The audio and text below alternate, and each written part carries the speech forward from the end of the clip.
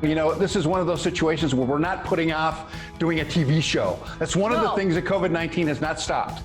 No, we are continuing on. We are soldiering through. We have not stopped once during all of this. But people are doing that. They're putting off everything. They're putting off having kids, getting married. Oh, it's a problem. Well, there's a lot of that happening right now. There's a new study from a reproductive research group that found 40% of women between the ages of 18 and 49 say they have either changed their timing for when they want to have kids or change the amount of kids that they want to have in the context of all of this craziness that we're seeing. It's not surprising to me because I have talked to a lot of my friends and relatives who have said to me, I'm ready. I was ready to have kids and then this all happened and now it's all pump the brakes on all of it.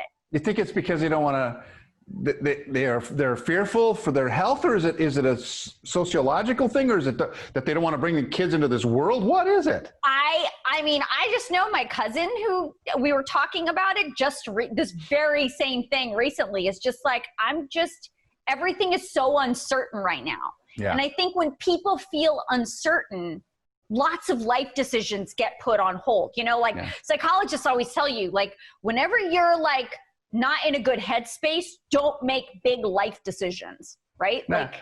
And so right now, lots of people are unsure about what's going on. And so maybe this is one of those things that's such a 2020 thing. Back in 1941, back when Franklin Delano Roosevelt declared war on the world, you know, people were having kids and there was a war going on, and I'm a result of that. That's what I'm the boomer.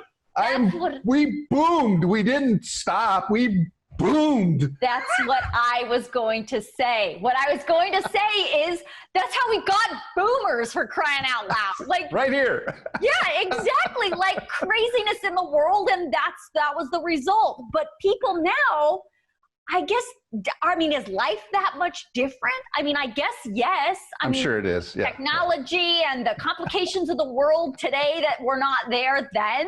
I mean, but you would think in a pandemic, when there's nothing else to do, you know, there would be a boom of babies. But the research is showing that is not happening.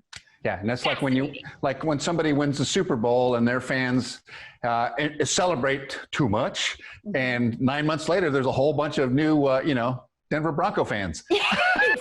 Exactly. And it's just not that way. Isn't that interesting? But here's my question. So what else are people putting off? I mean, I know vacations, obviously. I was invited to 4 weddings, and I got saved the dates like a year before. Right. For this time of year, and they've all been postponed. People just aren't getting married. Well, I think a lot of people I know are doing that. It's just, I would feel like, come on, like I always say, I didn't spend all of this money on a dress and on a venue to have you show up in a mask. Like, you need to show up. Congratulations. Exactly. Like, no, because, people dream of their weddings. Women sometimes, some women dream of their weddings from a young age. And then of course. You have a vision in your brain. And then if it doesn't look like that vision, then that's where you get the bridezilla. You know what I'm saying? Yeah, right. And so I think there's a lot of people putting off weddings as well because of. I do feel bad for them, because that's kind of a big life event you want to be able to enjoy, and that's tough.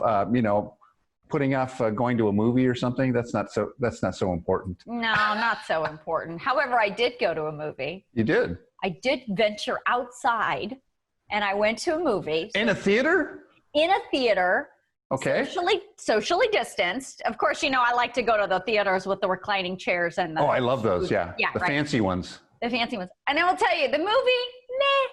The entertainment prior to the movie is what I was interested in. We spent about an hour sitting, having a cocktail, watching people parallel park. And that was literally the most enjoyable thing. We were taking bets at the table on who might hit somebody else in their parallel park, or taking bets on how they were going to maneuver themselves out of the parallel parking spot. Yeah. That was pure entertainment. I would turn to my wife and tell her how good I am at parallel parking, and she goes, "Is that why your rims look the way they do?" Scrape right up on that. That's funny.